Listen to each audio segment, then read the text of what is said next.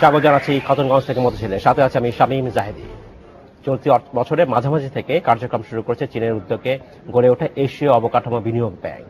অর্থনীতির পাশাপাশি রাজনৈতিক বিষয় মাথায় রেখেই এই ব্যাংকের প্রতিষ্ঠাতা সদস্য হয়েছে বাংলাদেশ। এতে অবকাঠামো খাতে অতিরিক্ত ঋণ পাওয়ার সুযোগ তৈরি হয়েছে বলে মনে করেন অর্থ প্রতিমন্ত্রী এম এ মান্নান। আজ আমাদের আলোচনার বিষয় এশীয় অবকাঠামো বিনিয়োগ ব্যাংক। এই নিয়ে আলোচনা করতে আমার সাথে স্টুডিওতে রয়েছেন পলিসি রিসার্চ ইনস্টিটিউটের নির্বাহী পরিচালক আহসান এইচ মনসুর। তবে মূল আলোচনা যাওয়ার আগে একটি প্রতিবেদন দেখে নেব আমরা। গ্যাস বিদ্যুৎ সংকট ও দুর্বল অবকাঠামোর কারণে কাঙ্ক্ষিত বিনিয়োগ আসছে না, যার কারণে সম্ভাবনা থাকা সত্ত্বেও জিডিপি প্রবৃদ্ধি আটকে আছে 6-এর ঘরে। গবেষণা বলছে জিডিপি প্রবৃদ্ধি 7-এর উপরে নিতে অবকাঠামো খাতে বছরে 8 থেকে 10 বিলিয়ন ডলার বিনিয়োগ প্রয়োজন। তবে দেশি বিদেশি অর্থায়নে এখন পাওয়া যায় অর্ধেকের মতো। ঘাটতি পোষাতে নতুন এ ব্যাংক তাই নতুন সুযোগ বলছে সরকার।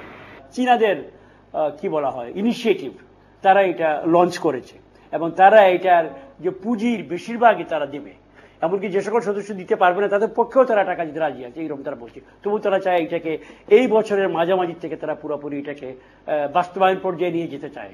গেল বছরের 24 অক্টোবর চীনে বাংলাদেশ সহ 21টি দেশ সদস্য পদের জন্য সমঝোতা স্মারক স্বাক্ষর করে। ইতিমধ্যে ইতালি, জার্মানি, ফ্রান্স ও যুক্তরাজ্যের মতো ইউরোপের বড় 4টি অর্থনীতির দেশ এতে যোগ দেবার আগ্রহ জানিয়েছে। কিন্তু এশিয়ার জাপান ও দক্ষিণ কোরিয়া এখনো সদস্য হয়নি এ ব্যাংকের।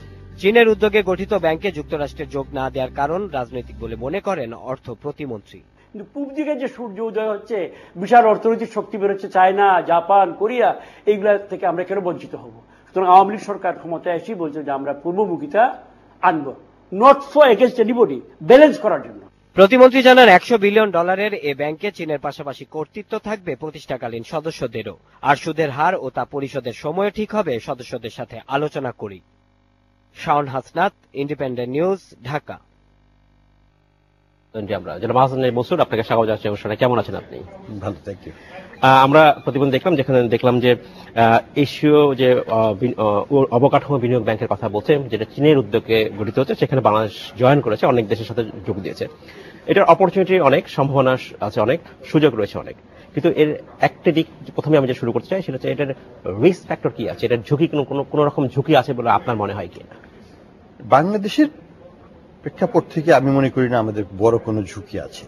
আমাদের যেটুকু ঝুঁকি সেটা হচ্ছে যখন আমরা ঋণ গ্রহণ করব সেই সময় আমাদেরকে সাবধান হতে হবে যেন আমরা আমাদের নিজেদের স্বার্থটাকে ঠিক রেখে কম্পিটিটিভ প্রাইসে আমরা ঋণটা গ্রহণ করি।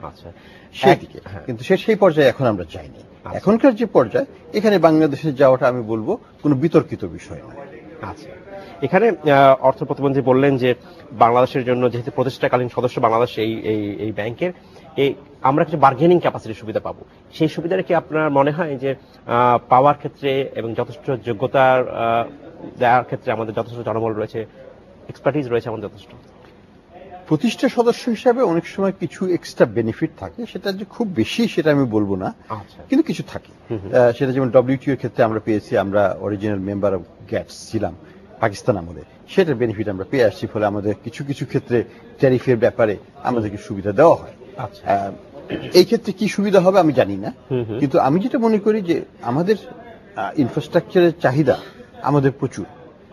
সমগ্র এশিয়া জুড়ে, বিশেষ করে দক্ষিণ এশিয়াতে ইনফ্রাস্ট্রাকচারের গ্যাপটা হিউজ, এবং এখানে আমি বলবো ট্রিলিয়নস অফ ডলারের ইনভেস্টমেন্ট প্রয়োজন হবে।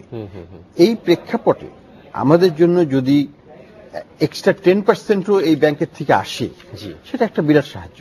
আচ্ছা, তো আমি সেই দৃষ্টিকোণ থেকেই দেখছি যে আমাদের বিশ্বব্যাংক তো আছে, থাকবে, এশিয়ান ডেভেলপমেন্ট ব্যাংকও আছে এবং থাকবে, এবং তারা তাদের যে সামর্থ্য এবং তাদের যে ক্যাপাসিটি অনুযায়ী তারা বাংলাদেশ এবং অন্যান্য দক্ষিণ পূর্ব এশীয় দেশগুলোতে তাদের বিনিয়োগ কার্যক্রম চালিয়ে যাবে।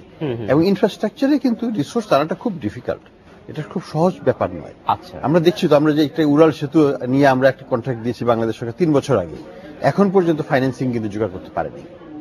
ইনফ্রাস্ট্রাকচার ফাইন্যান্সিং খুব ডিফিকাল্ট প্রসেসের থ্রুতে যেতে হয় এবং স্ক্রুটিনাইজেশনটা খুব অনেক হয়, কারণ এটা খুব দীর্ঘমেয়াদী বিনিয়োগ। যে কোনো বিনিয়োগকারী অনেকগুলো জিনিস দেখতে চায় এই প্রজেক্টটার মধ্যে, এবং তারপরে সন্তুষ্ট হলেই তারা এখানে আসে। কাজে প্রাইভেট বিনিয়োগটা খুব ডিফিকাল্ট হয়, এবং প্রাইভেট বিনিয়োগ পেতে হলেও অনেক ক্ষেত্রে এই প্রাতিষ্ঠানিক বিনিয়োগের প্রয়োজন হয়। কো ফাইন্যান্সিং হিসেবে আসে তখন প্রাইভেট বিনিয়োগ, এককভাবে প্রাইভেট বিনিয়োগ আসতে চায় না। আচ্ছা, সেই কারণে আমরা দেখি যেমন আমাদের দেশে যদি কোনো একটা পাওয়ার প্রজেক্ট হয়, আমাদের দেশে যদি একটা রেল বা সড়ক একটা ব্রিজ হয় বড় রকমের, সেখানে প্রথমে আমরা বিশ্বব্যাংক বা এডিবি বা আইএফসি কে নিয়ে আসি, তারপরে অন্যান্য ব্যক্তি খাতের প্রতিষ্ঠানগুলো তখন এগিয়ে আসে, বিকজ তারা তখন ওইটাকে দেখে যে তারা যেহেতু এসেছে, কমফোর্ট ফর দেম। এই ব্যাংকটা, এশিয়ান ইনফ্রাস্ট্রাকচার ব্যাংকটা হলে পরে এটা ওই ধরনের একটা আমি বলবো পরিবেশ সৃষ্টি করবে, সহযোগীমূলক পরিবেশ, যেটার ফলে ব্যক্তি খাতের বিনিয়োগও ওইটাকে অ্যাট্রাক্ট করে আমাদেরকে বড় রকমের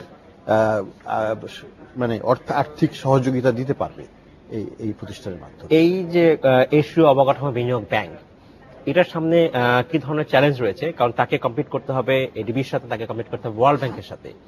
তো ওয়ার্ল্ড ব্যাংক বা এডিবি যে রেটে যে সুদে ঋণ দেয়, সেই ধরনের কম্পিটিটিভনেস তৈরি করতে পারবে কিনা, এবং আরো কিছু বিষয় আছে যেটা অনেকগুলো দেশ, যারা উন্নত দেশ, তারা ইতিমধ্যেই বলেছে যে তারা এখানে গুড গভর্নেন্স হবে কিনা সেটা নিয়েও তারা চিন্তিত আছে। এই বিষয়ে এই যে চ্যালেঞ্জগুলো চীনের নেতৃত্বে গড়ে ওঠা এই ব্যাংকের জন্য কতটা চ্যালেঞ্জ বলে আপনার মনে হয়? আসলে এখানে চ্যালেঞ্জগুলোর অনেকগুলো দিক আছে। একটা হচ্ছে যেটাকে আমরা বলি ইনস্টিটিউশনাল চ্যালেঞ্জ, অর্থাৎ তারা একটা প্রতিষ্ঠান গড়তে গেলে, প্রতিষ্ঠান তো এমনি হয় না, লোকবল লাগে। লোকবল রাতারাতি পাওয়া যায় না, একটা ভালো মিস্ত্রি পাওয়া কিন্তু কঠিন। সেখানে ইনফ্রাস্ট্রাকচার এক্সপার্ট এতগুলো দেশের জন্য, অনেকগুলো প্রজেক্টের জন্য এতগুলো ইনফ্রাস্ট্রাকচার এক্সপার্ট গ্লোবালি জোগাড় করা একটা বিরাট চ্যালেঞ্জ। রাইট। এবং চাইনিজদের নিজেদের কিন্তু অত এক্সপার্ট নাই যে তারা দিতে পারবে, ফলে এটাকে আন্তর্জাতিক বাজার থেকে নিয়ে আসতে হবে এবং তাদেরকে যেখানে ব্যাংকটা প্রতিষ্ঠিত হবে, সাংহাইয়ে হয়তো, সেখানে তাদেরকে অ্যাট্রাক্টিভ করে তুলতে হবে থাকার জন্য। এটা একটা দিক, এবং ওভারনাইট এটা হয় না, ওভারনাইট কখনোই হবে না। রাইট। 2 নম্বর দিক হচ্ছে গভর্নেন্স স্ট্রাকচার, অর্থাৎ কিভাবে এই ঋণ পরিচালিত হবে, রাইট, এবং এখানে ভোটাধিকার কার কি হবে। রাইট। এটা একটা বিতর্কিত বিষয়, যে কারণে চায়না এই প্রতিষ্ঠানটি করে তুলতে যাচ্ছে। সেটার অন্যতম কারণ হচ্ছে যে আইএমএফ এবং ওয়ার্ল্ড ব্যাংকে এবং এডিবিতে চায়না তার ন্যায্য অধিকার পায় না বলে চায়না মনে করে। ভোটের অধিকার, হ্যাঁ, ন্যায্য ভোটাধিকার, তার যে ভয়েসটা, সেটা অ্যাডিকুয়েটলি রিপ্রেজেন্টেড হয় না।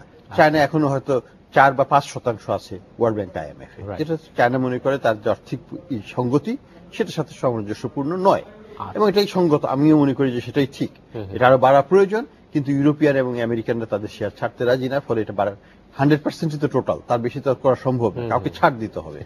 সেই জন্য ছাড় যেহেতু কেউ দিতে চাচ্ছে না, সেই হেতু চায়নার পক্ষে এখানে তার শেয়ার বাড়ানোটা ডিফিকাল্ট হয়ে গেছে। এটা একটা অন্যতম কারণ এই এশিয়ান ইনফ্রাস্ট্রাকচার ব্যাংক করার পেছনে, যেখানে চায়না একটা মুখ্য ভূমিকা পালন করবে। তার যে রাজনৈতিক মতাদর্শ, তার যে স্ফিয়ার অফ ইনফ্লুয়েন্স, সেটাকে সে বজায় রাখার চেষ্টা করবে।